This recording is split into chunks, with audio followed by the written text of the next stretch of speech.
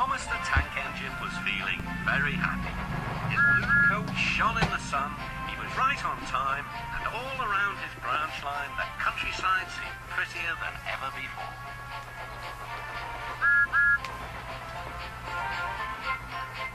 Beep, beep. Good morning, Percy, he whistled. My branch line is the pride of the line, wouldn't you agree? Yes, Thomas, of course, but look, Percy, back with it. Well, there is another engine with a famous branch line, too. Who? Where? Exclaimed Thomas anxiously. His name's Stepney. He's far away, but the Fat Controller says he may visit us. When?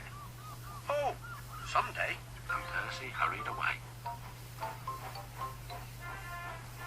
Meanwhile, Stepney was puffing purposefully along his line. It runs through fields and forests, but isn't very long, which made him feel a little sad. Later, he saw Rusty. The little diesel had helped save Stepney from scrap. Everyone's been so kind, but my railway is so short, and I do miss a good long run.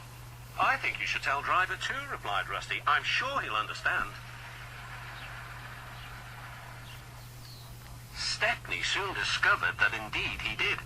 Do you know, Stepney, I feel just the same way. That evening, Stepney's driver had exciting news.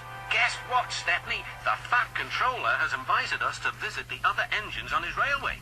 Manager agreed. It'll be a really long run to get there. Oh, thank you, sighed Stepney. They set off next morning. By now, all the other engines were talking about Stepney. He runs a famous branch line. Did you know that?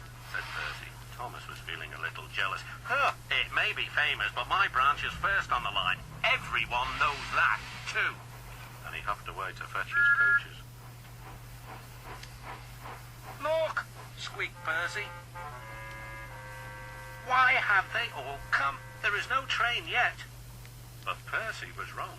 The signal dropped, and from far away an engine whistled. Here he comes, yelled Douglas. Stepney puffed proudly through the junction. All the engines were pleased to see him. I hope you'll meet Thomas too, said Edward. You both have branch lines to be proud of. Then Stepney set off to help Duck shunt coaches in the yards, and they worked happily together all afternoon. At last, Thomas arrived. Sorry, can't talk. It's time for my last branch line train. Mustn't be late.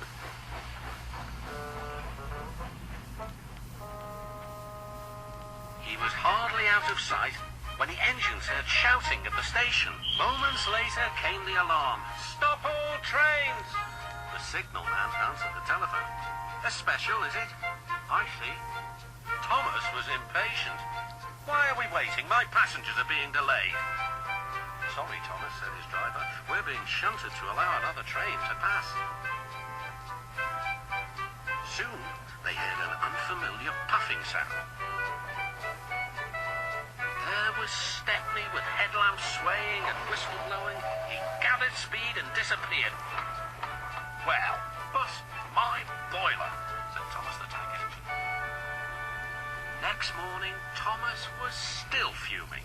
Shunted, and on my own branch too. It's a disgrace.